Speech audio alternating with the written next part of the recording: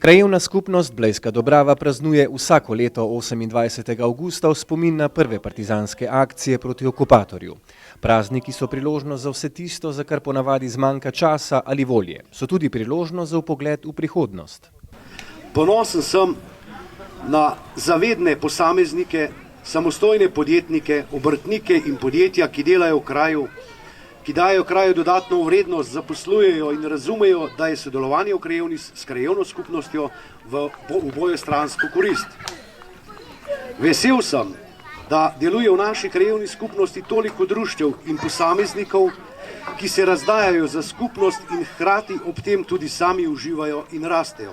Tako kot ostale krajevne skupnosti v občini Jesenice je rasla tudi Blejska Dobrava, ki se razvija v vseh pogledih. V tem delu bi rad poudaril predvsem to, je kar veliko število krajevnih skupnosti, ravno tako občina kot taka ima preko 20.000 prebivalcev, tako da vemo, da je to velika občina, želja je pa veliko, tako da je potrebno delati po nekem programu, po nekem planu, ki se potem usklajuje.